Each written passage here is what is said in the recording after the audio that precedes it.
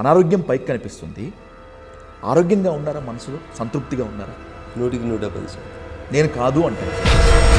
ఎందుకంటే తెలంగాణ బీజేపీ అధ్యక్ష పదవిని ఆశించిన వాళ్ళల్లో, రేస్లో ఉన్న వాళ్ళల్లో మీరు కూడా ఒకళ్ళు. మీరు కూడా కావాలని చెప్పి, మీరే కావాలని చెప్పి చాలామంది అనుకున్నారు. కట్ చేస్తే సీన్ రివర్స్ అయింది. ఎక్కడ తేడా కొట్టింది? ఎక్కడ బ్రేక్ పడింది మీకు అధ్యక్ష పదవి రాకపోవటంలో? పార్టీ ఆలోచనని ఇక్కడ కాకపోతే నేషనల్ స్థాయిలో వాడుకుందామని ఆలోచించుంటుంది. పార్టీ ఆలోచనని మనం ఎందుకు తప్పుపట్టాలి? భారతీయ జనతా పార్టీ బీసీలకు వ్యతిరేకమా, బీసీ రిజర్వేషన్లకు వ్యతిరేకమా, లేకపోతే ముస్లింలను కలుపుకొని ఇస్తున్నటువంటి బీసీ రిజర్వేషన్లకు వ్యతిరేకమా? కాంగ్రెస్ పునాదులు కదిలించి 9 నెలల్లో పార్టీ పెట్టి తెలుగు జాతి ఆత్మగౌరవం అని గెలిచి వచ్చినటువంటి ఎన్టీ రామారావు గారిని కూడా ఏడాది రూపాయ కాంగ్రెస్ పార్టీ అన్న ఆర్టికల్ 356 ఉపయోగించి వీళ్ళు ప్రజాస్వామ్యం గురించి మాట్లాడతారు. మధ్యప్రదేశ్లో, జార్ఖండ్లో, మహారాష్ట్రలో, కర్ణాటకలో ప్రభుత్వాలని మధ్య ఎట్లా విడగొడుతుంది బీజేపీ? అప్పుడు ప్రజాస్వామ్యాన్ని ఎలా గౌరవించినట్లు అవుతుంది? లైలాను చూడాలంటే మజ్ను కళ్ళతో చూస్తేనే లైలా అందంగా కనబడుతుంది సార్. మధ్యప్రదేశ్లో మేంగుల కొట్టుడు ఏందన్నా? నువ్వెవరన్నా ఆయన తప్పు చేసిండని చెప్తేందుకు నాకు తెలియక అడుగుతా. రిపోర్టర్లకు ఉన్న అధికారం ఏంది? ఓట్ చోరీ జరిగినట్లు నిరూపిస్తే రాజకీయాల నుంచి తప్పుకుంటానని చెప్పి ఓపెన్ స్టేట్మెంట్ ఇచ్చారు Raghunandan garu. What is your courage? 50% ఓట్లు పెరుగుతాయి అన్న ఏదన్నా ఊర్లో అంటే ఆయన చెప్పిన ప్రకారం అసెంబ్లీ ఎలక్షన్స్ అప్పుడు 2 లక్షలు ఉంటే పార్లమెంట్ ఎలక్షన్స్ అప్పుడు ఆ అసెంబ్లీలో 3 లక్షలు కావాలి, 1,00,000 యాడ్ కావాలి. అయితే అన్నట్లు ఎవరైతే చనిపోయారని చెప్పి ఓట్లు తొలగించబడ్డారో వాళ్ళతో రాహుల్ గాంధీ కాఫీ తాగుతూ, ఛాయ్ తాగుతూ పిక్స్ బయట పెట్టారు కదా. దీన్ని ఎలా చూద్దాం? దాని తర్వాత మళ్ళీ మీరు నెక్స్ట్ డే ఇడిచిపెట్టిరు. ఇక మీకు ఇంతవరకే కావాలి కాబట్టి గంతే. కాంగ్రెస్ బట్టే నీకు మంచిగా కనబడుతుంది కాబట్టి నువ్వు గంతవరకే చూసి.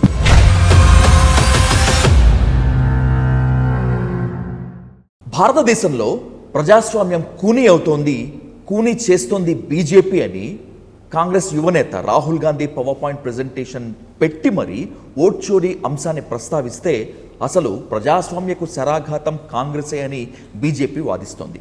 ఇదే నేపథ్యంలో సుప్రీంకోర్టు కూడా గవర్నర్ దగ్గర బిల్లుల పెండింగ్ అంశంపై ఒకంత ఆగ్రహం వ్యక్తం చేసినటువంటి ఈ నేపథ్యంలో అసలు బీజేపీ యాక్షన్ ప్లాన్ ఓవరాల్గా ఇండియా మీద ఏంటి, ముఖ్యంగా తెలంగాణ మీద ఏంటి, ఓట్ చోరీపై ఏం చెప్పబోతుంది ఇప్పుడు కీలకమైన అంశం. ఇదే అంశాలతో పాటు మరిన్ని రాజకీయ పరిణామాలపై ఇన్ డీటెయిల్గా, ఇన్ డెప్త్గా డిస్కస్ చేద్దాం. Let's invite BJP Medak MP Raghunandan Rao garu on to the dial news hot seat with Vijay Sadhu. Sir నమస్తే, welcome to dial news after long time. First of all సాధులా ఉన్నావా, హింసతోటి వచ్చిన? Thank you so much. First of all ఎందుకంటే మీకు health బాగాలేదు, చాలా ఫీవర్తో సఫర్ అవుతున్నారు. థ్యాంక్ యూ డయల్ న్యూస్కి ఇచ్చిన. సార్ అనారోగ్యం పైకి కనిపిస్తుంది. ఆరోగ్యంగా ఉన్నారా? మనసులో సంతృప్తిగా ఉన్నారా? 100% నేను కాదు అంటాను సార్. ఎందుకట్లా? ఎందుకంటే తెలంగాణ బీజేపీ అధ్యక్ష పదవిని ఆశించిన వాళ్ళల్లో, రేస్లో ఉన్న వాళ్ళల్లో మీరు కూడా ఒకళ్ళు. మీరు కూడా కావాలని చెప్పి, మీరే కావాలని చెప్పి చాలామంది అనుకున్నారు. కట్ చేస్తే సీన్ రివర్స్ అయింది. అందుకే సంతృప్తిగా ఉన్నారా లేదా అని అడుగుతున్నారు. 100% క్రమశిక్షణ కలిగినటువంటి భారతీయ జనతా పార్టీ కార్యకర్తగా పార్టీ నాకు ఏ అవకాశం ఇచ్చినా పనిచేస్తూ వస్తుందని చెప్పాను నేను. మీకు పార్టీ నాకు అధికార ప్రతినిధి ఇచ్చింది, పార్టీ నాకు రాష్ట్ర కార్యదర్శి ఇచ్చింది, ఉప ఎన్నికలలో దుబ్బాక ఎమ్మెల్యేకి అవకాశం ఇచ్చింది, దుబ్బాక ఎమ్మెల్యేగా ఓడిపోతే మెదక్ పార్లమెంట్ సభ్యుడిగా అవకాశం ఇచ్చింది. ఇంకొక అవకాశం ఇవ్వండి, పార్టీకి సేవ చేస్తామని అడిగాము. పార్టీ ఆలోచించిన తర్వాత కొన్ని నిర్ణయాన్ని రాష్ట్ర పార్టీ, కేంద్ర పార్టీ కలిపి కొన్ని నిర్ణయాలు తీసుకుంటుంది. ఆ తీసుకున్న నిర్ణయాన్ని క్రమశిక్షణ కలిగినటువంటి కార్యకర్తగా 100% శిరసావహించాల్సిందే తప్ప దాంట్లో no second opinion, no second thought. ఖచ్చితంగా మీరు పోస్ట్ మార్టం చేసుకుంటారు, చేసుకొని ఉండి ఉంటారు. ఎక్కడ తేడా కొట్టింది? ఎక్కడ బ్రేక్ పడింది మీకు అధ్యక్ష పదవి రాకపోవడం? పార్లమెంట్ సభ్యుడిగా 10 సార్లు కాంగ్రెస్ గెలిచి 7 సార్లు టీఆర్ఎస్ గెలిచిన తర్వాత, మెదక్లో భారతీయ జనతా పార్టీ అభ్యర్థిగా రఘునందన్ రావు గెలిచిన తర్వాత సర్పంచ్ నుంచి ఎమ్మెల్యే దాకా ఎవరు లేని జాడలో 6 టీఆర్ఎస్ ఎమ్మెల్యేలు, ఒక కాంగ్రెస్ ఎమ్మెల్యే ఉన్న చోట ఎంపీపీ లేరు, జడ్పీటీసీ లేరు, సర్పంచ్ లేరు. ఉన్నా కానీ వేళ్ల మీద లెక్క పెట్టుకునేంత తక్కువ మంది ఉన్న మెదక్ పార్లమెంట్లో గెలిచిన రఘునందన్ రెండోసారి గెలవాలంటే పార్లమెంట్ని సుస్థిరం చేసుకోవాలి, పార్లమెంట్లోనే పనిచేసుకోవాలనే ఉద్దేశంతో పార్టీ నాకు వెసులుబాటు ఇచ్చి ఇక్కడే కార్యక్షేత్రాన్ని మరింత బలోపేతం చేసుకో, ఇంకా ముందు నీకు చాలా మంచి భవిష్యత్తు ఉంది అని పార్టీ ఆలోచించి ఉంటుంది. పార్టీ ఆలోచనని ఇక్కడ కాకపోతే నేషనల్ స్థాయిలో వాడుకుందామని ఆలోచించి ఉంటుంది. పార్టీ ఆలోచనని మనం ఎందుకు తప్పుపట్టాలి? మొన్నటి సార్వత్రిక ఎన్నికల్లో బీసీ నినాదం ఎత్తుకుంది బీజేపీ, బోల్తా పడింది. మళ్ళీ అదే బీసీ అతన్ని అధ్యక్షుడు చేస్తామని చెప్పి అన్నారు. అక్కడ కూడా బోల్తా కొట్టింది. తేడా కొట్టిందా, బోల్తా కొట్టిందా? భారతీయ జనతా పార్టీ ఈ రాష్ట్రంలో అధికారంలోకి వస్తే 2023లో జరిగినటువంటి ఎన్నికల్లో భారతీయ జనతా పార్టీ అధికారంలోకి వచ్చిన మరుక్షణం ఈ రాష్ట్రానికి బీసీ ముఖ్యమంత్రిని ఇస్తామని ప్రచారం చేసిన మాట 100% వాస్తవం. కానీ ఎన్నికలు ముగిసిన తర్వాత మా నినాదానికి ప్రజలు ఇచ్చిన తీర్పు మీకు అందరికీ తెలుసు. ఆ తర్వాత రాష్ట్ర అధ్యక్ష పదవికి వచ్చినప్పుడు రాష్ట్ర అధ్యక్ష పదవి బీసీలకు ఇస్తామని పార్టీ ఏ నాయకుడు కూడా చెప్పలేదు. మీడియా ఊహాగానాలు ఏంటంటే ముఖ్యమంత్రి ఇస్తామన్నారు కదా, ముఖ్యమంత్రి ఇవ్వలేకపోయినారు కదా, ఇలా పార్టీ అధ్యక్ష పదవి ఒక బీసీకి ఇయ్యండి అనేది మీలాంటి కొంతమంది మీడియా మిత్రులు మా హితం కోరిన వాళ్ళు రాసుకున్న వార్తలు తప్ప మేము ఎక్కడ బీసీకి ఇస్తామని చెప్పలేదు. మీరు ఆ లెక్కకు వస్తే ఇంతకుముందు మీకు గుర్తున్నంత ఈ మధ్య కాలంలో గత 10-15 ఏళ్ళ నుంచి తీసుకుంటే లక్ష్మణ్ గారు పార్టీ అధ్యక్షుడు బీసీ, బండి సంజయ్ గారు పార్టీ అధ్యక్షుడు బీసీ. మరి అప్పుడు కాంగ్రెస్ పార్టీ అధ్యక్షులు ఎవరున్నారు? లక్ష్మణ్ గారు పార్టీ ప్రెసిడెంట్ ఉన్నప్పుడు ఉత్తమ్ కుమార్ రెడ్డి గారు ఉన్నారు. బండి సంజయ్ గారు పార్టీ ప్రెసిడెంట్ ఉన్నప్పుడు రేవంత్ రెడ్డి గారు ఉన్నారు. అవునా? ఇప్పుడు మహేష్ కుమార్ గౌడ్ గారికి ఏమన్నా మంత్రి పదవి ఇవ్వాల్సి వస్తుందేమో అన్న బాధకి ఆయన తీసుకుపోయాడు పీసీసీ ప్రెసిడెంట్ చేసిరని నేను అంటున్నా. ఇలా ఒక్క అధ్యక్షుడు మా అధ్యక్షుడు రామచంద్రరావు రాగానే మీరు బీసీలకి వేయలేదని మా అమ్మని అడుగుతారు. నేను ఒక మాట మీ ద్వారా ప్రపంచానికి చెప్పదలుచుకున్నా సాధు. దేశానికి స్వతంత్రం వచ్చిన ఈ 75 ఏళ్లలో ఈ దేశ ఉపరాష్ట్రపతులలో ఒక్క ఉపరాష్ట్రపతి కూడా బీసీ చేయలేదు కాంగ్రెస్ పార్టీ అధికారంలో ఉన్న అన్ని రోజులు. ఇలా మొదటిసారి నరేంద్ర మోడీ గారి నాయకత్వంలో ఎన్డీఏ ప్రభుత్వం, భారతీయ జనతా పార్టీ ఈ దేశానికి మొట్టమొదటిసారిగా ఒక ఓబీసీని ఉపరాష్ట్రపతి అభ్యర్థిగా ప్రకటించింది. This is our commitment. ఓడిపోయే దగ్గర, పనికిరాని దగ్గర, చాతగాని దగ్గర అది ఇచ్చి చెప్పాల్సింది. 42% రిజర్వేషన్ ఇస్తాం, ఆబాది ఎంత ఉంటే అంత, అంటే ఎవరు ఎంత ఉంటే అంత. 42% ఉన్నారని ఒక రాష్ట్రంలో లెక్కలేసారు. ముస్లిమ్స్ని కలుపుకొని 56% ఉన్నారని చెప్పిండ్రు. ఇండి కూటమికి తెలిసి ఇలా వాళ్ళు గెలవమని తెలుసు. మరి ఇలా మీకు ఉపరాష్ట్రపతి క్యాండిడేట్ పెట్టేందుకు ఒక బీసీ ఎందుకు దొరకలేదబ్బా? సరే, మీరు అధికారంలో ఉండి అబ్సల్యూట్గా పాలించిన 55 ఏళ్ళు మీకు యాదికి రాలే, బీసీలు యాదికి రాలే, ఓబీసీలు యాదికి రాలే, పోనీ వదిలేసుకుందాం. ఇలా భారతీయ జనతా పార్టీ ఎన్డీఏ ప్రభుత్వం ఒక అడుగు ముందుకేసి ఉపరాష్ట్రపతిగా ఈ దేశానికి ఒక ఓబీసీ బిడ్డని నిల్చోబెట్టింది. మీరు అన్నారు కదా, ఈ దేశంలో ఆబాది కావాలి, లెక్కలు కావాలి, ఎవరు ఎంత ఉంటే వాళ్ళంతా. నేనంటలేని ఈ మాట రాహుల్ గాంధీ గారు చెప్పారు పార్లమెంట్లో, అందుకనే నేను ఇక్కడ కులగణన చేసిన అని మరి రేవంత్ రెడ్డి గారు చెప్తారు. అవునా? మరి కులగణన చేసిరు కదా. ఈ దేశంలో ఒక రాష్ట్రంలోనే 56% మీకు బీసీలు కనబడుతురు కదా. దేశం అంతా కూడా ఆల్మోస్ట్ కొంచెం ఇటువంటి గదే లెక్క ఉంటుంది కదా. ఆ సగం ఉన్న వాళ్ళకి మేము ఇచ్చినాం ఉపరాష్ట్రపతి. మీకు సంఖ్య లేదు, మీరు గెలిచేది లేదు. అటు సూర్యుడు ఇటు వచ్చినా ఇండి కూటమి బలపరిచిన అభ్యర్థి ఈ దేశంలో ఉపరాష్ట్రపతి గెలవడు. మరి అట్లాంటప్పుడు ఒక ఓబీసీకి ఎన్డీఏ ఇచ్చింది కదా, బేషరతుగా మద్దతు ఇచ్చి బీసీల పట్ల మీ చిత్తశుద్ధిని ఎందుకు నిరూపించుకోరు? గల్లీకి వెళ్ళి ఢిల్లీ దాకా వచ్చి రేవంత్ రెడ్డి గారు జంతర్ మంతర్ దగ్గర ధర్నా చేసిరు. ఒక పెద్ద లీడర్ వచ్చిండు అన్న, పేరు చెప్పు. రాహుల్ గాంధీ వచ్చిరా, సోనియా గాంధీ గారు వచ్చిరా, ప్రియాంక గాంధీ గారు వచ్చిరా, ఖర్గే గారు వచ్చిరా? ఎవరు వచ్చిరా అన్న? ఎవరు వచ్చిర్రు అంటే మీరు నోరుతో చెప్తారు, నోసలతో ఎక్కిరిస్తారు. మీకు బీసీ లేదు, ఏం లేదు, ఓట్లు కావాలి తప్ప మీకు ఇంకొకటి లేదు.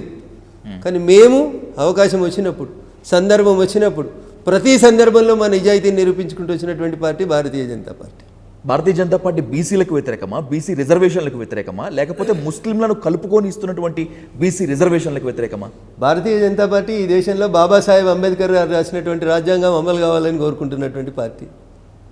బాబాసాహెబ్ అంబేద్కర్ గారు రాసిన భారత రాజ్యాంగంలో ముస్లింలకి లేదా మతపరమైనటువంటి రిజర్వేషన్స్ ఆయన ఎప్పుడు కూడా ఒప్పుకోలేదు, ఇవ్వకూడదు అని చెప్పిండు. భారత రాజ్యాంగం మీద కాన్స్టిట్యూంట్ అసెంబ్లీలో చర్చ జరిగినప్పుడు కూడా ఈ డిస్కషన్ వచ్చింది. కేవలం దళితులు, ట్రైబులు, సామాజికంగా వెనుకబడిన వాళ్ళకి ఇమ్మన్నాడు రిజర్వేషన్ తప్ప మతపరమైనటువంటి రిజర్వేషన్లకి రాజ్యాంగ నిర్మాత అని చెప్పేటువంటి గౌరవనీయులు పెద్దలు బిఆర్ అంబేద్కర్ గారు వ్యతిరేకం. మేము భారత రాజ్యాంగాన్ని గౌరవించాలా, కాంగ్రెస్ పార్టీని గౌరవించాలా? అసలు భారత రాజ్యాంగం అంటేనే బీజేపీకి ఏమాత్రం గౌరవం ఉండదు. రాజ్యాంగం అమలు కావాలి అని చెప్పి రాజ్యాంగ ప్రతిని పట్టుకొని తిరుగుతున్నటువంటి నేత రాహుల్ గాంధీ ఒక్కళ్లే కదా. ఇలాంటి సమయంలో మీ హోంమంత్రి మీ పార్టీ నేత భారత హోంమంత్రి అమిత్ షా అంబేద్కర్ అంబేద్కర్ అంబేద్కర్ ఈ మాట అనడం కంటే మీరు ఏ దేవుడి పేరో చెప్పుంటే మీకు కనీసం లోకమన్నా లేకపోతే స్వర్గమన్నా వచ్చుండేది, పుణ్యమన్నా వచ్చుండేది అంటారు. ఎవరు బాబాసాహెబ్ అంబేద్కర్ని ఇక్కడ గౌరవించేది రఘునందన్ రావు గారు? ఇప్పుడు దేశానికి స్వతంత్రం వచ్చి 7.5 దశాబ్దాలు అయింది. ఓకేనా? మీరు ఇలా కాంగ్రెస్ పార్టీ మేమేదో బిఆర్ అంబేద్కర్ గారికి మేము వారసులమని చెప్తున్నారు. మాటలకి చేతులకి మధ్యన పొంతన ఉండాలి, అర్థం చేసుకోవాలి దయచేసి. అది నేను మాట్లాడే మాటలు మీకు రుచించకపోవచ్చు, మీకు నచ్చకపోవచ్చు, కానీ సమాజానికి అయితే నిజం తెలవాల్సినటువంటి అవసరం ఉంది. ఈ దేశానికి తొలి ప్రధాని జవహర్లాల్ నెహ్రూ, భారత రాజ్యాంగ నిర్మాత బిఆర్ అంబేద్కర్. భారతరత్న అనేటువంటి ఒక అవార్డు ఈ దేశంలో అన్నిటికంటే పెద్ద అవార్డు. ఆ అవార్డు మొట్టమొదటి ఎవరికి ఇవ్వాలి? ప్రపంచంలో ఒక అతిపెద్ద భారతదేశమైనటువంటి మన దేశానికి రాజ్యాంగానికి ఒక కమిటీ వేస్తే ఆ కమిటీకి చైర్మన్గా ఉండి అన్ని దేశాలు తిరిగి ఒక న్యాయకోవిధంగా ఒక మంచి ప్రజాస్వామ్య బద్ధమైనటువంటి ఒక రాజ్యాంగాన్ని భారతదేశానికి ఇచ్చినటువంటి గౌరవనీయులు డాక్టర్ బిఆర్ అంబేద్కర్.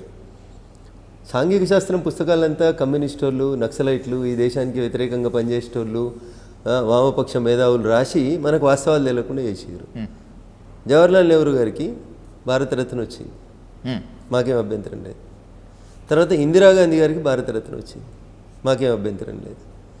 రాజీవ్ గాంధీ గారు కూడా భారతరత్న వచ్చింది. కానీ ఇన్ని టెన్యూర్లలో ఎన్నడూ కూడా అంబేద్కర్ గారు కనీసం భారతరత్న ఇవ్వాలన్న ఆలోచన రానటువంటి పార్టీ కాంగ్రెస్ పార్టీ. ఏం మాట్లాడతారు మరి మీరు? అంబేద్కర్ని కాంగ్రెస్ గౌరవించిందని ఎట్లా మాట్లాడతారు? ప్రధానమైన ఎన్నికల్లో అంబేద్కర్ ఓటమికి కాంగ్రెస్ కూడా తీవ్రంగా మీ ఇంట్లో ముగ్గురికి భారతరత్న ఇచ్చుకున్నారు. తండ్రికి ఇచ్చిర్రు, బిడ్డకి ఇచ్చిర్రు, మనుమనికి ఇచ్చిర్రు. ఈ ముగ్గురు కంటే కూడా మీరు భారతరత్నకి డాక్టర్ బిఆర్ అంబేద్కర్ ఎలిజిబుల్ అని మీకు ఎన్నడూ మీ కాంగ్రెస్ పార్టీకి అనిపించలేదు. ఇవాళ జేబులో ముని మనమడి వచ్చి కాన్స్టిట్యూషన్ కాన్స్టిట్యూషన్ కాన్స్టిట్యూషన్. ఏం కాన్స్టిట్యూషన్ గురించి మాట్లాడుతున్నావు నువ్వు? ఏ కాన్స్టిట్యూషన్ గురించి మాట్లాడుతున్నావు? కాంగ్రెస్ పార్టీ అనడైనా కాన్స్టిట్యూషన్ని గౌరవించిందా? ప్రజల చేత ఎన్నుకోబడినటువంటి మొట్టమొదటి ప్రభుత్వాన్ని, కేరళలో వామపక్ష ప్రభుత్వాన్ని ఆర్టికల్ 356 ఉపయోగించి రాష్ట్రపతి పాలన పెట్టి ప్రజల చేత ఎన్నుకోబడినటువంటి ప్రభుత్వాన్ని కూల్చింది ఎవరంటే ఈ దేశ తొలి ప్రధాని జవహర్లాల్ నెహ్రూ గారు. ఏమొచ్చిందబ్బా మీకు? అంటే మీ పార్టీ కానోడు ముఖ్యమంత్రి ఉంటే ఓర్చలేరు మీరు. ఇగో ఇది వీళ్ళు భారత రాజ్యాంగానికి ఇచ్చిన గౌరవం. అలా నీకు తెలవాల్సింది, ప్రజలకు తెలవాల్సింది. ఈ దేశంలో 100 సార్లు రాష్ట్రపతి పాలన పెట్టినటువంటి పార్టీ ఏదైనా ఉందంటే అది కాంగ్రెస్ పార్టీ. ఎగ్జాక్ట్లీ ఆర్టికల్ 356 ఎట్టి ఆఖరికి కాంగ్రెస్ పునాదులు కదిలించి 9 నెలల్లో పార్టీ పెట్టి తెలుగు జాతి ఆత్మగౌరవం అని గెలిచి వచ్చినటువంటి ఎన్టీ రామారావు గారిని కూడా ఏడాది ఎవరొకపోయా కాంగ్రెస్ పార్టీ అన్న ఆర్టికల్ 356 ఉపయోగించి. వీళ్ళు ప్రజాస్వామ్యం గురించి మాట్లాడతారు, వీళ్ళు రాజ్యాంగం గురించి మాట్లాడతారు, వీళ్ళు జేబుల పుస్తకం పెట్టుకొని తిరుగుతారన్న రాజ్యాంగం పుస్తకం. ఇక బతుకున్న నాయకుని గురించి 3 ముక్కలలో చెప్పి ముగిస్తా అన్న. ఓకేనా? రాహుల్ గాంధీ గారికి కాన్స్టిట్యూషన్ మీద చాలా గౌరవం ఉంది. ఉందా అన్న? బాగా గౌరవం ఉంది కదా. భారత రాజ్యాంగాన్ని గౌరవిస్తారు కదా. క్వశ్చన్ నెంబర్ 1, ఈ దేశానికి భారత రాజ్యాంగం చెప్పినటువంటి అతిపెద్ద పదవి, ప్రజల చేత ఎన్నుకోబడినటువంటి పదవి ప్రధానమంత్రి. ప్రధానమంత్రి చుట్టూ క్యాబినెట్ ఉంటుంది. ఈ దేశానికి జరగాల్సినటువంటి మంచి చెడ్డలన్నీ భారత క్యాబినెట్ ప్రధానమంత్రి అధ్యక్షతన చర్చించి ఒక జీవోనో, ఒక ఆర్డినెన్సో, ఒక కానూనో తీసుకొస్తారు. అవునా అన్న? గౌరవనీయులు స్వర్గీయ మన్మోహన్ సింగ్ గారు, మీరు ఇష్టపడి పెట్టుకున్నటువంటి ఒక గొప్ప ఆర్థిక మేధావి, క్యాబినెట్లో చర్చించి ఒక ఆర్డినెన్స్ తెచ్చారు అన్నా. తెచ్చిన ఆర్డినెన్స్ని 10 మంది జర్నలిస్టుల ముంగట పోయి ఇట్లా ఇది చించి ఇది పనికిరాని ఆర్డినెన్స్ అని డస్ట్బిన్లో వారేసారు. గౌరవనీయులు ఒక ఎంపీ, 544 మంది ఎంపీలలో ఒక ఎంపీ చింపి డస్ట్బిన్లో వారేసిపోయిండన్న. ఇది భారత రాజ్యాంగం పట్ల ఆ పెద్ద మనిషి గౌరవనీయులు రాహుల్ గాంధీ గారికి ఉన్న గౌరవం అన్న. జర చెప్పు సాధన్న, జేబులో పుస్తకం పెట్టుకుని తిరగంగానే అయిపోతుందా అన్న? ఇగో ఇది రాజ్యాంగానికి మొట్టమొదటిసారి మీరు చేసిన అవమానం. ఆ రోజు ఆయన తీసుకుపోయి జైలు వేయాల్సింది. ఈ దేశ ప్రధాని, ఈ దేశ క్యాబినెట్ తీసుకున్న నిర్ణయాన్ని నువ్వు ప్రెస్ మీట్లో చెప్పి అవతల వారిసిపోతావా? How dare you are, how dare you are అంటున్నా. ఈ దేశ ప్రధానమంత్రి, నీ పార్టీకి సంబంధించినటువంటి ప్రధానమంత్రి, ఆ నిర్ణయం కూడా నీకు నచ్చదా? ఇది రాహుల్ గాంధీ గారికి భారత రాజ్యాంగం పట్ల ఉన్నటువంటి గౌరవం అన్నారు. చాలా గౌరవిస్తారని మీరు చెప్పారు కాబట్టి చెప్పాల్సినటువంటి సందర్భం వచ్చిందన్న. ఇంకా జర్రంత వెనుకపోతే వాళ్ళ నాయన గురించి కూడా చెప్పుకోవాలన్న మనం. ఈ దేశంలో షాబాను అనే ఒక మహిళ, నా భర్త నన్ను వదిలేసిండు, నాకు 3 పిల్లలు ఉన్నారు, తినేందుకు తిండికి దిక్కులేదు, మనిషికి 500 రూపాయలు భరణం ఇవ్వమని దాదాపు 30 ఏళ్ళు కొట్లాడిందన్న ఒక ఆడబిడ్డ. కొట్లాడి సుప్రీంకోర్టు దాకా పోయి హిందువు లేదు, ముస్లిం లేదు, భర్త వదిలేస్తే భార్యకు భరణం ఇవ్వాలని సుప్రీంకోర్టుకి వెళ్ళి ఒక జడ్జిమెంట్ తెచ్చుకుందన్న షాబాను.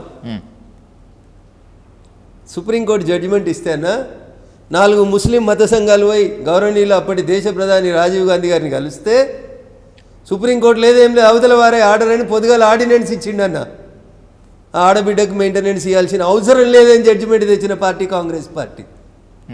దేన్ని గౌరవించారన్న మీరు? మీరు ఆయన సుప్రీంకోర్టుని గౌరవించాడు, నువ్వు ప్రధానమంత్రిని గౌరవించావు. ఏందన్నా మీకు రాజ్యాంగం పట్ల ప్రేమ, మీకు రాజ్యాంగం మీద గౌరవం. రాసిన అంబేద్కర్కి భారతరత్న ఇచ్చేందుకు మనసు ఒప్పదు. మీ తాత తీసుకోవచ్చు, మీ నాయనమ్మ తీసుకోవచ్చు, మీ నాయన తీసుకోవచ్చు, ఆఖరికి రేపు మీ అమ్మ కూడా తీసుకుందరు మీరు అధికారంలో ఉంటే. అవునా? ఇది మీరు. ఇక గౌరవనీయురాలు శ్రీమతి సోనియా గాంధీ గారి గురించి కూడా చెప్పుకోవాలన్న. రాజ్యాంగం యూపీఏ చైర్పర్సన్ హోదాలో దేశ ప్రధాని మన్మోహన్ సింగ్ కంటే ఎక్కువ ఎవరన్నా విదేశాలకు వెళ్ళి ప్రధానమంత్రిలో అంబాసిడర్లో ఎవరన్నా విదేశాంగ శాఖ మంత్రులు వస్తే మొదలు పోయి అమ్మ సోనియమ్మకు దండం పెట్టి వచ్చి ఆ తర్వాత పోయి ప్రధానమంత్రిని కలుగుతారు. ప్రజల చేత ఎన్నుకోబడ్డ ప్రధానమంత్రి పెద్దోడవుతాడా అన్న? యూపీఏ చైర్పర్సన్ పెద్దదవుతుంది అన్న కుర్చీ. ఏందన్నా ఇది కాంగ్రెస్ పార్టీకి భారత రాజ్యాంగం మీద ఉన్నటువంటి గౌరవం అన్న. వీళ్ళు వచ్చి మాకు శుద్ధులు చెప్పి మీరేదో అంటున్నారు, మీకు అంబేద్కర్ గురించి మాట్లాడే హక్కు లేదు. మాకే ఉందన్న హక్కు. అంబేద్కర్ చదువుకున్న ప్లేసు, నివసించిన ఇల్లు, బ్రిటన్లో ఉన్న ప్లేసు, ఆయన పుట్టిన ఊరు కాడికెళ్ళి పంచతీర్థ పేరిట అంబేద్కర్ గారిని గౌరవించి ఆఖరికి భారతీయ జనతా పార్టీ రికమెండేషన్తో ఆ రోజు సంకీర్ణంలో ఉన్నటువంటి ప్రభుత్వం భారతరత్న అవార్డు ఇచ్చింది గౌరవనీయులు డాక్టర్ బిఆర్ అంబేద్కర్ గారికి. అట్లాంటిది మమ్మల్ని మీరు అవమానించడం ఏందన్నా? రైట్. ఏ ఆర్టికల్ అయితే ఉపయోగించకూడదు, ఇలాంటి పరిణామం రాకూడదు అని చెప్పి బాబాసాహెబ్ అంబేద్కర్ చెప్పారో అదే ఆర్టికల్ 356ని వినియోగించుకుని కాంగ్రెసే నిజంగా అలాంటి పనులు చేసింది అనుకుందాం కాసేపు. ఓకే సార్, వాస్తవమే, ఒప్పుకుంటాను నేను కూడా ఆన్ రికార్డ్. భారతదేశంలో నిజంగా ప్రజాస్వామ్యం కనుక ఉంటే ఆ ప్రజాస్వామ్యాన్ని బీజేపీ ఖచ్చితంగా గౌరవిస్తుందా?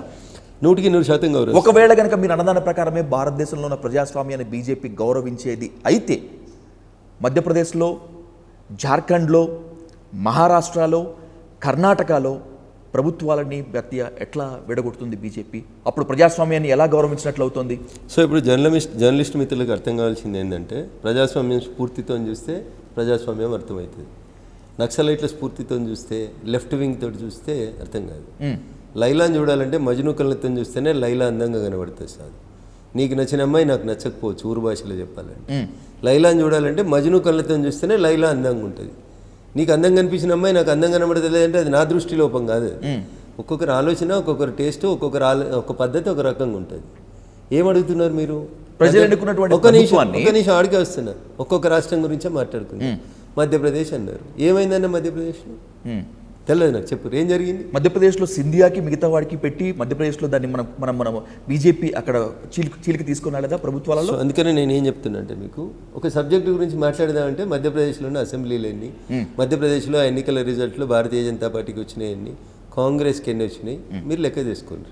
నేను ప్రతి ప్రశ్నకు సమాధానం చెప్తాను. కానీ మీకు అర్థం చేసుకోవాల్సింది, తెలుసుకోవాల్సింది ఏంటంటే దేశ ప్రజలందరూ కూడా మీకు కాంగ్రెస్ పార్టీ బీఫామ్ ఇచ్చింది, మీరు ఎమ్మెల్యేగా గెలిచిండ్రు, ఓకేనా అన్న? మీకు ఏడాది తర్వాత కాంగ్రెస్ పార్టీ నచ్చలేదు, తెలివి కల్లోడివి, కొంచెం సిద్ధాంతం ఉన్నాడివి, అవగాహన ఉన్నోడివి ప్రజల మీద, అందుకని పార్టీ ద్వారా సంక్రమించినటువంటి ఎమ్మెల్యే పదవికి కాంగ్రెస్ పార్టీకి రెండింటికి నువ్వు రిజైన్ చేసి వెళ్ళిపోయినావు. దానికి నా తప్పు ఎట్లయితుందన్న? నువ్వు బీఫామ్ ఇచ్చి నువ్వు గెలిపించుకున్నాడు, నువ్వు మంచిగా లేవని నీ ముఖాన్ని రాజీనామా పత్రం కొట్టిపోతే దానికి భారతీయ జనతా పార్టీ తప్పు ఎట్లయితుందన్న? ప్రజల చేత ప్రజల కొరకు ప్రజలు ఎన్నుకున్నదే ప్రజాస్వామ్యం. సగం మంది కంటే ఎక్కువ ఎమ్మెల్యేలు ఆయన మా ముఖ్యమంత్రి వద్దు అని చెప్తున్నాడు. మీరు ఢిల్లీలో కూర్చొని ఈయననే మీ ముఖ్యమంత్రి అని బలవంతంగా రుద్దిర్రు. వాళ్ళకి నచ్చలేదు, 6 నెలలు అడ్జస్ట్ అయ్యారు, ఏడాది అడ్జస్ట్ అయ్యారు. తర్వాత వాళ్ళు శాసనసభ సభ్యత్వానికి రాజీనామా చేసిండ్రు. శాసనసభ సభ్యత్వానికి రాజీనామా చేయకపోతే మీరు మమ్మల్ని తప్పుపట్టేటువంటి ఆస్కారం ఉంటుంది. ఓకే, ఒకసారి మీరు మీ ఎమ్మెల్యే పదవికి కాంగ్రెస్ పార్టీకి రాజీనామా చేసిన తర్వాత 6 నెలలలోపు జరిగేటువంటి ఎన్నికలలో భారత రాజ్యాంగం, బిఆర్ అంబేద్కర్ గారు రాసిన రాజ్యాంగం ఏం చెప్తుందంటే ఎవరికైనా ఏ పార్టీలోకైనా పోవచ్చు, ఏ గుర్తు మీదనైనా పోటీ చేసేటువంటి హక్కు అయినా ఉంది. అట్లా రాజీనామా చేసిన వాళ్ళు కొందరు మళ్ళీ కాంగ్రెస్కి పోయి కాంగ్రెస్కి వెళ్ళి పోటీ చేసిర్రు, కొందరు బీజేపీకి వచ్చి జాయిన్ అయి పోటీ చేసిండ్రు. ఇది ప్రజాస్వామ్యం కూని ఎట్లయితుంది సార్? ఎట్లయితే చెప్పు. సో అన్ని రాష్ట్రాల్లో వచ్చేటువంటి ప్రభుత్వ నీ- చీలికల నీ- వెనుక నువ్వు ప్రజాస్వామ్యం బీఫామ్ ఉంటుంది. ఇచ్చిన నువ్వు బీఫామ్ ఇచ్చిన ఎమ్మెల్యే నీ మీద నమ్మిక లేదని, నువ్వు పెట్టిన ముఖ్యమంత్రి నాకు నచ్చుతలేడని నీ ముఖం మీద రాజీనామా పత్రం కొట్టిపోతే దాంట్లో తప్పేముంది? ఆయన ఇష్టమైన పార్టీలోకి పోతాడు. Once your resignation is accepted సాధు, యువర్ అట్ లిబర్టీ. మ్మ్.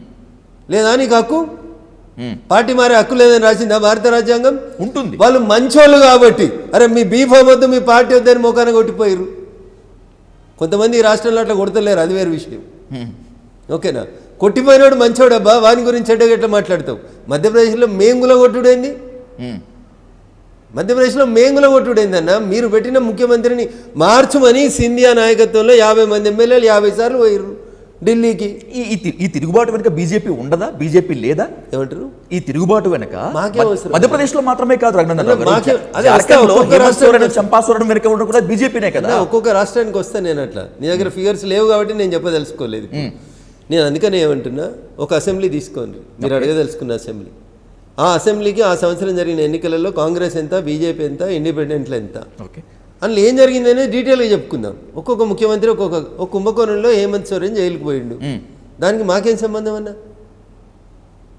అరే మీరు తప్పు చేసినప్పుడు జైలుకు మేము పంపుతామా అన్న? కోర్టు పంపింది, పోలీసు వాళ్ళు అరెస్ట్ చేసినప్పుడు. హేమంత్ సోరెన్ వెళ్ళేటప్పుడు ఏ సీఎం సీట్లో అయితే చంపాసోరెన్ కూర్చోబెట్టారో అదే చంపాసోరెన్ మళ్ళీ నేనే కూర్చుంటా అని చెప్పి మళ్ళీ బీజేపీతో ఎట్లా అంటగాగుతాడు? రాజకీయాలలో 100% 1-2 కొంతమంది వ్యక్తులు వాళ్ళ వ్యక్తిగత స్వార్థం కోసం కొన్ని సందర్భాల్లో తప్పులు చేసి ఉంటారు. నేను చేయలేదని అంటలేదు. దానికి బీజేపీ ప్రోత్సహించింది అనేటువంటి మాట తప్పు అంటున్నా. ఓకే. ముఖ్యమంత్రి అనే కుర్చీలో కూర్చున్న తర్వాత నీ నిజాయితీ మారితే దానికి నన్నెట్లా బాధ్యుని చేస్తావు? You have been appointed as CM. ఎవరో నేను తీసుకొచ్చి ఆ కుర్చీలో కూర్చోబెట్టిర్రు, అనుకోకుండానో అవకాశం వచ్చో ప్రజలు ఎన్నుకుంటానో మీరు ఆ కుర్చీలో కూర్చున్నారు. కుర్చీలో కూర్చున్న తర్వాత మీకు ఆ ఎథిక్స్ ఉండాలనేది మీకు తెలిసి ఉండాలి. మీరు ఆ ఎథిక్స్ని మర్చిపోయి దానికి రఘునందన్ రావుని బాధ్యం చేస్తా అంటే నేను ఎట్లా బాధ్యం అయితే అని చెప్పు. గవర్నర్ని అడ్డు పెట్టుకుని రాష్ట్ర ప్రభుత్వానికి ఉన్నటువంటి అధికారాలని కేంద్రము మొత్తం అంతా తీసేసుకుంటోంది అనేటువంటిది మొన్నటిదాకా వచ్చింది. దీనికి సుప్రీంకోర్టు రీసెంట్గా సుప్రీంకోర్టు ప్రధాన న్యాయమూర్తి గవాయ్ తమిళనాడు ఉదంతాన్ని ఉటంకిస్తూ తను కూడా ఒకంత ఆశ్చర్యం, ఆగ్రహం వ్యక్తం చేశారు. దీన్ని ఎలా సమర్థిస్తారు రఘునందన్ రావు గారు? సో భారత రాజ్యాంగ నిర్మాత బిఆర్ అంబేద్కర్ గారు రాసిన దాంట్లో ఆ సుప్రీంకోర్టు జడ్జి గారికి తెలియదని నేను అనుకోను, కానీ మా మీద ఎవరు మాట్లాడొద్దని ఆయన చెప్పిండు కాబట్టి మాట్లాడతలేను. కానీ ఒక లైన్ అయితే చెప్తా, ఆయన ఏమనుకున్నా నాకేం ఇబ్బంది లేదు. భారతదేశంలో ఏ కుర్చీకి ఇమ్యూనిటీ లేదు, 2 కుర్చీలకే ఇమ్యూనిటీ ఉంది. ఇది మేము రాసిన రాజ్యాంగం కాదు.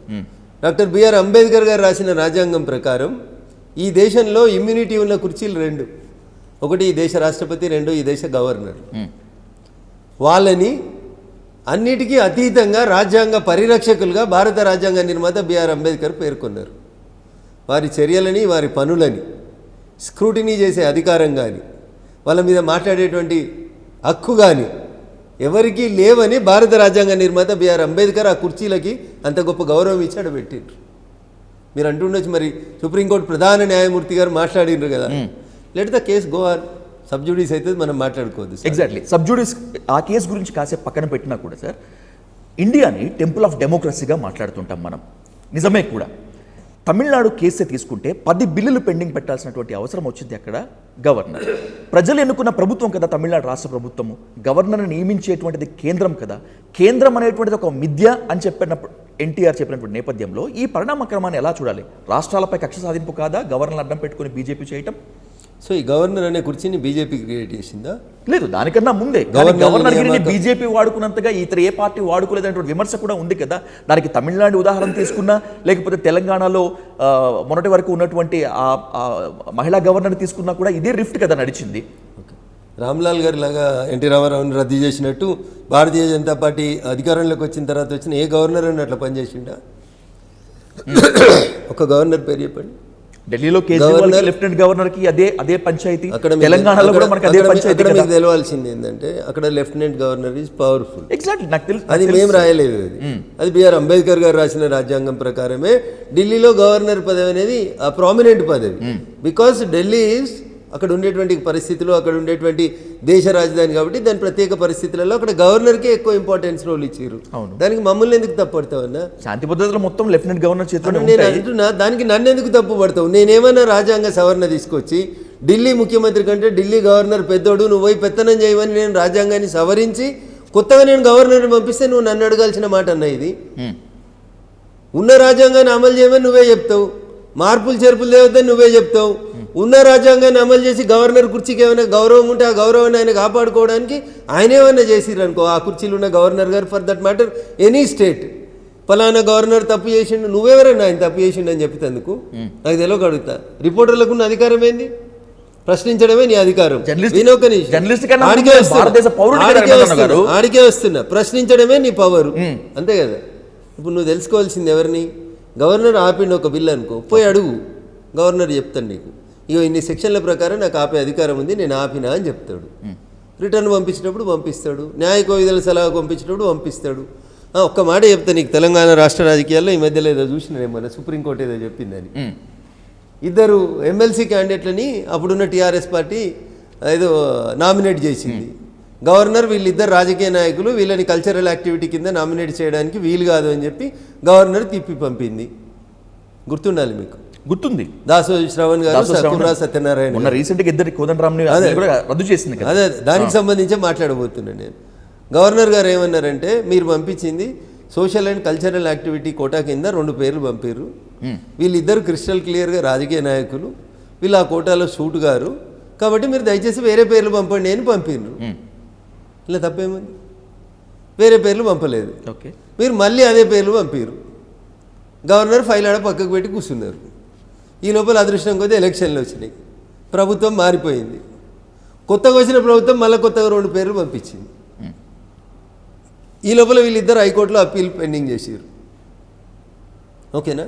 హైకోర్టు ఏదో ఆర్డర్ ఇచ్చింది, ఆ ఆర్డర్ని అప్పుడున్న ఇన్ఛార్జ్ గవర్నర్ గారు చూడలేదు. ఈ లోపల టైం అయిపోయింది, కొత్త వాళ్ళు ఇద్దరిని కాంగ్రెస్ ప్రభుత్వం పంపించింది, వాళ్ళని ఎమ్మెల్సీలుగా నామినేట్ అయ్యారు. అగ్రీడ్ బై దిస్ ఆర్డర్ కుర్రా సత్యనారాయణ గారు, దాసో శ్రావణ్ గారు సుప్రీంకోర్టుకు ఆర్డర్ తెచ్చారు. మొన్న ఏదో ఆర్డర్ అయినట్టు విన్నా నేను, అది I not gonna through it exactly, మీడియాలో చూసిందే. సో ఇప్పుడు దీంట్లో గవర్నర్ల తప్పు ఎక్కడుంది, కోర్టు తప్పు ఎక్కడుంది? పని చేయాల్సిన పని పరిణామ క్రమంలో జరిగిన ఒక పొరపాటు, కమ్యూనికేషన్ గ్యాప్ ఏదో పొరపాటులో జరిగింది. అప్పుడే టీఆర్ఎస్ ప్రభుత్వం ఇంకో ఇద్దరిని వేరే వాళ్ళని సంబంధించిన వాళ్ళు పంపించుంటే అయిపోయేది. వీళ్ళు మొండి కూర్చున్నప్పుడు గవర్నర్ కూర్చుంటే తప్పేముందన్న? కల్చరల్ కోటా కింద పెడుతున్నప్పుడు ఎవరో కవుల్లో, కళాకారుల్లో, మంచోళ్ళను పెట్టుకోవాల్సింది. ప్యూర్లీ రాజకీయ నాయకులే కదన్న, కుర్రా సత్యనారాయణ గారు, దాసో శ్రావణ్ గారు ప్యూర్లీ రాజకీయ నాయకులు. అట్లాంటప్పుడు కొన్నిసార్లు గవర్నర్లు ఆపి పెడతారు ఫైళ్ళు. టీఆర్ఎస్ పంపిన ప్రతి ఫైల్కు నువ్వు సంతకం పెట్టమంటే ఇదేందన్నా? మీరు చెప్పారు ఇలా న్యాయం ఎంతుంది, వేరే పంచాయతీలు పక్కన పెట్టుకుందాం. కల్చరల్ యాక్టివిటీ కింద ఇద్దరిని పంపించారు, వద్దు అని గవర్నర్ గారు రిటర్న్ పంపారు. వీళ్ళ ఆ ప్రొఫైల్లో సూట్ అయితే లేరు అని రాసి పంపించారు. మీరు గవర్నర్ మాట రాష్ట్ర ప్రభుత్వం వినాలా వినొద్దా? అక్కడ కన్సిడర్ చేయాలన్నా చేయొద్దా?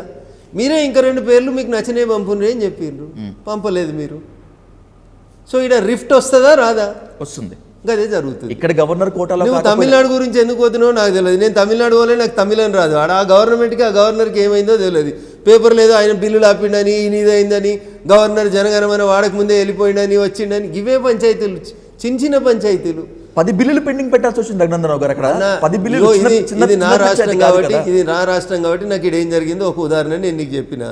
తమిళనాడు ఫైల్ తెచ్చుకోమంటే నువ్వు 10 రోజులు టైం ఇవ్వి, మళ్ళీ పార్లమెంట్ మొదలైనాక తమిళనాడులో బిల్లులు ఎందుకు ఆపిరో గవర్నర్ దగ్గరికి పోయి తీసుకొని వచ్చి నేను ఒక వకీల్గా నీకు వివరణ ఇస్తా అని. నేను ఏమంటున్నా, ఒక రాజ్యాంగబద్ధమైన కుర్చీలో కూర్చున్న వ్యక్తులు అంత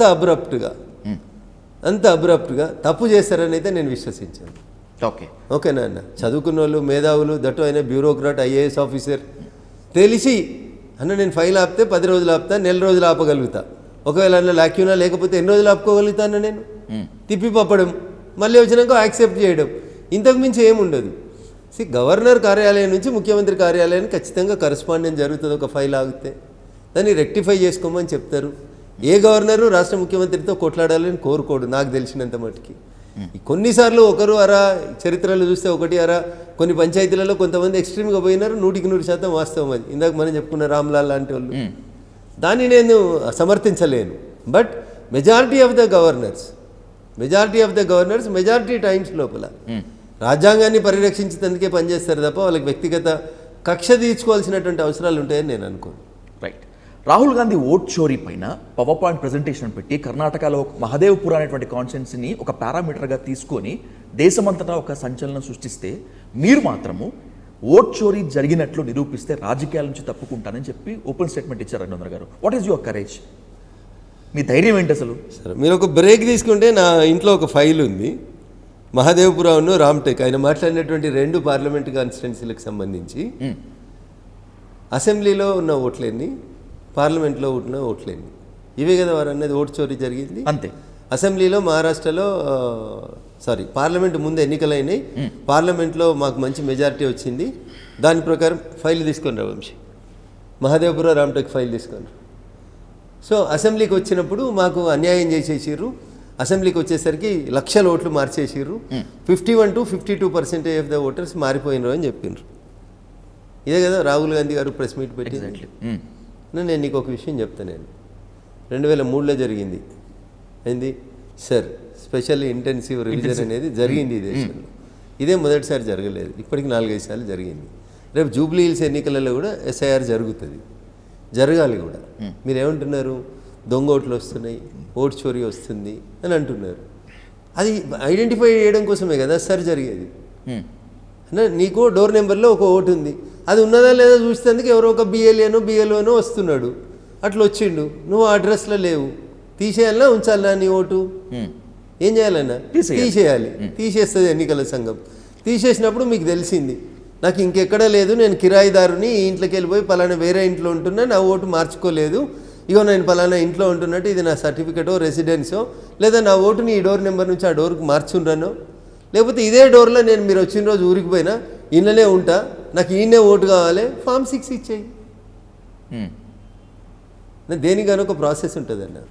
ఇప్పుడు నువ్వు నా దగ్గరికి వచ్చినావు, టీవీ మొదలు పెట్టాలేమో నేను చర్చ, 2 కుర్చీలు కావాలి, 2 మైకులు కావాలి, 2 లైట్లు కావాలి, 2 కెమెరామెన్లు కూడా కావాలి. ఏం లేకుండా ఇంటర్వ్యూ చేస్తా అంటే ఎట్లయితుంది అన్న ఇంటర్వ్యూ? మైక్ అని ఉండాలి కదా నా ఆఖరికి ఇంటర్వ్యూ చేయాలంటే. ఓటు చోరు జరిగిందని మీరు నోటికి వచ్చినట్టు మాట్లాడిపోయింది అన్న. ఆధారాలు ఇవ్వమని ఈసీ అడుగుతుంది, నేను ఇయ్య అంటాడు. సరే, నా సొంటోని నాకు ఇంట్రెస్ట్ ఉంది కాబట్టి నేను గూగుల్లో సెర్చ్ చేసిన. ఓకే, ఎలక్షన్ కమిషన్ వెబ్సైట్ మూసేసింది అంటారు సాధు. మీరు పోయి చూసుకోరు, ఎలక్షన్ కమిషన్ వెబ్సైట్ మూసేసినా తెరిచి ఉన్నదో తెలుస్తుంది. వెబ్సైట్ మూసేసింది అనలేదు. బీహార్, హర్యానా, కర్ణాటకతో పాటు ఆంధ్రప్రదేశ్ ఓటర్ల లిస్ట్ కూడా ఆఫీషియల్గా తీసేసిన మాట కూడా వాస్తవమే కదా రఘునందన్ గారు? ఓటర్స్ లిస్ట్ అయితే తీసేసింది కదా. ఇప్పుడు మీరు ఎన్ని రోజుల నుంచి జర్నలిజంలో ఉన్నారో నాకు తెలియదు సాధన. తెలంగాణ రాష్ట్రం 2014లో ఏర్పాటైంది. ఏర్పాటైనాక తెలంగాణ రాష్ట్రంలో అసెంబ్లీకి ఎన్నికలు అయినాయి. హైదరాబాద్ చుట్టుపక్కల ఒక 10-15 మంది తెలుగుదేశం ఎమ్మెల్యేలు గెలిచారు. షేర్లింగంపల్లి గాంధీ, రాజేందర్ నగర్ ప్రకాష్ గౌడ్, కుతుబుల్లాపూర్ వివేకానంద, ఇట్లా ఒక 10-15 మంది హైదరాబాద్ చుట్టూ ఎల్బీ నగరు, ఈడాడ గెలిచారు. టీఆర్ఎస్ పార్టీ 2 ఏళ్ల తర్వాత ఏం చేసిందంటే, అప్పటి ఉమ్మడి ఆంధ్రప్రదేశ్ హైకోర్టులో ఒక రిట్ ఫైల్ చేసిందన్న. ఏమనంటే, ఈ సాధు అనేటోడు ఒరిజినల్గా గుంటూరోడు, సాధువుకు గుంటూరులో ఒకటి ఉంది, సాధువుకు దిల్సుఖ్ నగర్లో కూడా ఒకటి ఉంది. ఇట్లా దాదాపు 40 లక్షల మంది తెలంగాణేతరులకి వాళ్ళ సొంత ప్లేసులలో ఓట్లున్నాయి, భాగ్యనగరంలో కూడా ఓట్లున్నాయి. ఓకే, వీళ్ళు ఇక్కడ డిసెంబర్లో ఓట్లు వేసిపోయారు, ఆడికో ఏప్రిల్లో ఓటేస్తుర్రు. ఇవన్నీ దొంగ ఓట్లు. కాబట్టి ఈ 15 మంది ఎమ్మెల్యేల సభ్యత్వాన్ని రద్దు చేయమని రఘునందన్ రావు అడగలేదన్నో, కేసీఆర్ ప్రభుత్వం రాష్ట్ర సర్వోన్నత న్యాయస్థానాన్ని అడిగిందన్న. అంటే ఏమర్థమైందన్న? ఓటు చోరే ఇది. దీన్ని ఏమనాలి? డూప్లికేషన్ ఆఫ్ ఓటు జరిగింది. ఒకటే రోజు 2 దగ్గరలలో ఓటు వేయలేదు ఓటరు, ఇక్కడికి అక్కడికి 6 నెలలు తేడా ఉంది. ఓకే, అది కూడా తప్పే అనుకుందాం ఒక నిమిషానికి. తప్పే కదా, తప్పే అనుకుందాం ఒక నిమిషానికి. సో మేము ఆధార్తో లింక్ చేస్తాము అని చెప్పినాం. ఓటుని ఆధార్తో లింక్ చేస్తే నీకు ఎన్ని ఊర్లలో ఓటు ఉన్నదో తెలుస్తుంది కదా, తెలిసిపోతుంది. లింక్ చేయొద్దన్నది ఎవరన్నా? సుప్రీంకోర్టు. ఎందుకు లింక్ చేయొద్దంటురన్నా? నాకు తెలియగలుగుతుంది, నేను ఎక్కువ చదువుకోలేదు, వాళ్ళ జడ్జిలంతా నేను చదువుకోలేదన్నా. మీరు చదువుకోకపోవడం, ఆధార్ కార్డు రఘునందన్ రావు గారు అందకన్నా ముందు వకీల్ సాబ్ అని పిలుస్తారు. ఆధార్ కార్డుని ఓటర్ లిస్ట్ తోటి అనుసంధానం చేస్తే ఈ దేశంలో ఎవరికైనా కడుపు నొప్పి ఎందుకు ఉందో అంటున్నా. నీకు మచిలీపట్నంలో ఉంటుంది, గుంటూరులో ఉంటుంది, దిల్సుఖ్ నగర్లో ఉంటుంది, బంజారా హిల్స్లో ఉంటుంది. ఓటు ఎట్లయితుంది? ఎట్లా ఒప్పుకుంటావు అంటున్నా? ఒప్పుకోము అని చెప్తున్నా. బరాబర్ SIR ఈ దేశంలో జరగాలి, ఒక మనిషికి ఒకటే ఓటు ఉండాలి. ఇగో ఇదే అంబేద్కర్ గారు కోరుకున్నారు. ఆడపిల్లలకు ఓటు లేదు కాదు, ఆడపిల్లలకు కూడా ఓటు ఉంటుంది. ఆడపిల్లల ఓటుకి మగపిల్లడి ఓటుకి సమానమైన హక్కు ఇచ్చిండు అంబేద్కర్. దళితుని ఓటుకి అగ్రకులపని ఓటుకు కూడా సమానమైనటువంటి విలువ ఇచ్చిండు. కాబట్టి ఈ దేశం ఇంకా మనుషులుగా చూస్తుంది. మేము అదే కోరుకుంటున్నాం. అంబేద్కర్ గారు కోరుకుందే ఒకరికి ఒకటే ఓటు ఉండాలి, అందరి ఓటుకు సమానమైన విలువ ఉండాలని కోరుకుంటున్నాను. మీరు అట్లా కాదు, నేను ఏదైనా మాట్లాడితే వెళ్ళిపోతా, నన్ను సాక్ష్యాలు అడగొద్దు, ఆధారాలు అడగొద్దు, అఫిడవిట్లు అడగొద్దు అన్న. ఓటు చోరీ జరిగింది, నువ్వు చెప్తా ఉన్నావు ఓటు చోరీ జరిగింది కర్ణాటకలో. ఎవరున్నా కర్ణాటకలో అధికారంలో? కాంగ్రెస్. మరి ఎందుకు చూసుకోలేదన్న అప్పుడు? మీ పార్టీ ముఖ్యమంత్రి కదన్నా. మీరు చెప్పిన మహదేవ్పుర కర్ణాటకలో ఏదో ఒక సీట్ వస్తుంది, అది అక్కడ దొంగోట్లు వచ్చినాయి అనుకోన్నా, ఏం చేస్తుందన్న మరి నీ ప్రభుత్వం? గుడ్డిగాడిదల పన్ను దొంగతుందా? దొంగోట్లు ఎన్ని రోజులు అవుతుంటే మీ ముఖ్యమంత్రి ఏం చేస్తుండన్నా? నీ రాష్ట్ర ప్రభుత్వం ఏం చేస్తుంది? అందుకని ఏది పడుతుంది. కానీ తను చూపించింది 2024 ఎన్నికలకు సంబంధించినట్టు. అందుకని లిస్ట్ ఇస్తా అంటున్నా. నీ దగ్గర ఫోన్ ఉంటే గూగుల్ కొట్టు, నాకు అంత తెలివితేటలు లేవు కాబట్టి వాళ్ళని పిలిచిన. ఫోన్ కొట్టు, ఓపెన్ చేయన్నా, 10 నిమిషాలు బ్రేక్ తీసుకొని ఓపెన్ చేయి. మిమ్మల్ని మీరు తెలివి తక్కువ అనుకున్నంత మాత్రం జనాలంతా నమ్మేస్తారా సార్? నేను నమ్మేస్తారా చెప్పండి? అది ఓపెన్ చేయాలి. నాకు రాహుల్ గాంధీ గారికి ఉన్నంత తెలివి లేదన్న. నేను చిన్నోని మొదటిసారి ఎంపీ తీ అని ఏది పడితే అది మాట్లాడిపోతా అంటే ఎట్లా కుదురుతుందన్న? 50% ఓట్లు పెరుగుతాయి అన్న ఏదన్నా ఊర్లో. అంటే ఆయన చెప్పిన ప్రకారం అసెంబ్లీ ఎలక్షన్స్ అప్పుడు 2 లక్షలు ఉంటే, పార్లమెంట్ ఎలక్షన్స్ అప్పుడు ఆ అసెంబ్లీలో 3 లక్షలు కావాలి. 50% పెరిగినాయి అంటే గంతే కదన్న. 2 లక్షల ఓట్లు ఉన్న కాడ 1,00,000 యాడ్ కావాలి.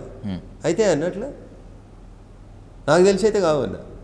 మరి రాహుల్ గాంధీ గారికి ఎట్లా తెలుసో నేను చూసిన, గూగుల్ అంతా చదువుతా ఉన్నా వారం రోజుల నుంచి. ఆడ దొరకలే. మరి ఆయన చెప్పిన 51% దొంగోట్లు అయితే ఆడ దొరకలేదు. తెలంగాణలో ఓట్లపైన, తెలంగాణ ఓటర్ల లిస్టు పైన నాకు తెలిసి మీరు కూడా అభ్యంతరాలు వ్యక్తం చేసినట్టు ఉన్నారు రీసెంట్గా. నేనేమంటున్నా, తప్పు ఓట్లు, డూప్లికేషన్ ఆఫ్ ఓట్స్, ఒక వ్యక్తికి 2 చోట్ల ఓట్లు ఉండడం, ఇట్లా కొన్ని పొరపాట్లు ఉన్నాయనేది నేను ఒప్పుకుంటున్నా. ఓకే, ఎన్నికల కమిషన్ కూడా ఒప్పుకుంటుంది. అందుకనే దాన్ని స్పెషల్ ఇంటెన్సివ్ రివిజన్ పేరిట సర్వే చేస్తారు. తప్పైందన్న. ఫర్ ఎగ్జాంపుల్, మీరు నిజంగా నిజాయితీగా మీ ఇంట్లో మీరు ఉన్నారు, మీ ఓటు తీసేసారు అనుకోండి సాధు గారు, ఏం చేయాలి? మీరు ఫామ్ 6 తీసుకుపోయి అప్లై చేస్తే పంచాయతీ ఒడిచిపోతుంది. నా ఓటు ఎందుకు తీసేశారు, ఏ కారణం చేత, ఏంటి అని. ఇప్పుడు కాంగ్రెస్ పార్టీ బీహార్లో 65 లక్షల మంది ఓట్లు తీసేసారు అని చెప్తుంది కదన్న. ఆ 65 లక్షల మంది బతుకున్నారని పోయి ఫోటో దిగి అంతా హంగామా చేస్తారు కదన్న. ఒక్క సజెషన్ అన్న నేను మళ్ళీ చెప్తున్నా కాంగ్రెస్ పార్టీ పెద్దలకి. ఇప్పుడు 65 లక్షల మంది బతుకున్నారని మీరు చెప్తున్నారు కదా, వాళ్ళతోటి ఫామ్ 6 సంతకం నింపించి తహసీల్ ఆఫీస్కి ఇవ్వను. రేపు ఎట్లా నువ్వు ఎలక్షన్లో పోటీ చేస్తావు కదా, 3 నెలలకో 4 నెలలకో ఓట్లు వస్తే ఈ 65 లక్షలు నీకే ఎత్తారు కదన్న. మా ఓటు కాపాడిండి ఈ పిల్లగాడని నీకే ఎత్తారు కదా. ఎగ్జాక్ట్లీ మీరు చెప్పిన పాయింట్ ముమ్మాడికి కరెక్టే సార్. ఫామ్ నెంబర్ 6 ఇస్తే అయిపోతుంది. బీహార్లో ఎవరైతే చనిపోయిన ఓటర్ల లిస్టు అని చెప్పినటువంటి ఇద్దరిని తీసుకుని వెళ్ళి సాక్షాత్తు సుప్రీంకోర్టు ధర్మాసనం ముందే యోగేంద్ర యాదవ్ తీసుకొచ్చారు. అండ్ బై ద సేమ్ ఎవరైతే చనిపోయారని చెప్పి ఓట్లు తొలగించబడ్డారో వాళ్ళతో రాహుల్ గాంధీ కాఫీ తాగుతూ ఛాయ్ తాగుతూ పిక్స్ బయట పెట్టారు కదా. దీన్ని ఎలా చూద్దాం? దాని తర్వాత మళ్ళీ మీరు నెక్స్ట్ డే ఇడిచిపెట్టిరు. ఇక మీకు ఇంతవరకే కావాలి కాబట్టి గంతే. కాంగ్రెస్ బట్టే నీకు మంచిగా కనబడుతుంది కాబట్టి నువ్వు గంతవరకే చూసినావు. ఆ తర్వాత వాళ్ళు మా ఓటు తీసేయలేదు, వేరే డోర్ నెంబర్కి ఇచ్చిరని వాళ్ళే చెప్పారు. మరి మీడియా ముందుకు వచ్చి మళ్ళీ ఒక లేడీ చెప్పింది. మిగతా వాళ్ళ అంటే నీకు ఇద్దరు చెప్పింది ఒకటి చెప్పింది ఒకటి.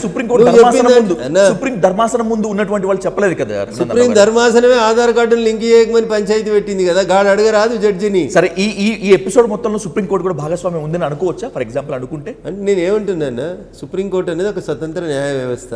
మీ వ్యవస్థలో మేము ఏలు పెడతలేం కదా, పెట్టొద్దని చెప్పిండ్రు కదా. మా వ్యవస్థలో మీరెందుకు పెడతారన్న ఏలు? ఈ దేశానికి సుప్రీం ఏంది? పార్లమెంటు. ఎగ్జాక్ట్లీ, పార్లమెంటు చట్టం చేస్తుంది. పార్లమెంటే చట్టం చేయాలి, కోర్టు కాదు చట్టం చేయాల్సింది. అవును, మేమే చేయాలి. మేము చేసిన చట్టం భారత రాజ్యాంగం ఫ్రేమ్కి ఎక్కడైనా ఇబ్బంది కలిగిస్తే నేను జోక్యం చేసుకోమని చెప్పింది. మేము ఏడ ఫ్రేమ్ డిస్టర్బ్ చేసినాం? ఓటర్లు ఉన్నారా లేరా సర్వే చేస్తుంది.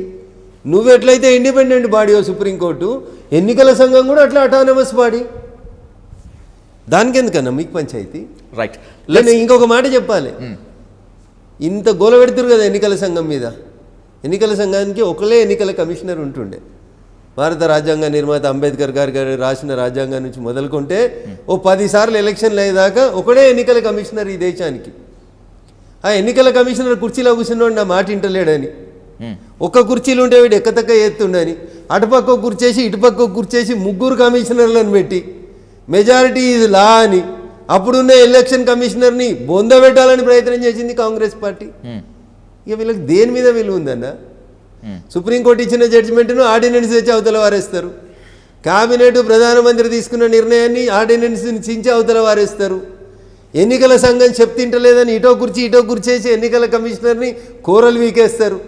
ఇన్ని మంచి పనులు చేసిన కాంగ్రెస్ పార్టీ ఇవాళ జ్ఞానోదయం అయింది, బోధిశెట్టి కిందకి వెళ్ళి ఇప్పుడే లేచి వచ్చిండు మా అన్న అని కాన్స్టిట్యూషన్ అని తిరిగితే ఎవరు నమ్మాలన్నా మిమ్మల్ని? ఎట్లా నమ్ముతారు చెప్పండి? రైట్. అధికారంలో ఉన్న ప్రతిసారి గౌరవనీయులు డాక్టర్ బిఆర్ అంబేద్కర్ గారిని, భారత రాజ్యాంగాన్ని ఖూనీ చేసి ప్రజలకి నష్టం కలిగించి తమ కుటుంబ హితం తప్ప ఈ దేశ హితం కోసం ఆలోచించని పార్టీ కాంగ్రెస్ పార్టీ. వాళ్ళ గురించి మనం ఎందుకన్నా చర్చ పెట్టుకోండి. Thank you so much Raghunandan Rao garu. మీకు ఆరోగ్యం ఏమాత్రం సహకరించకపోయినప్పటికీ కూడా ఇంతసేపు ఓపికగా కూర్చొని సమాధానం చెప్పినందుకు thank you so much. Thank you. Thank you sir.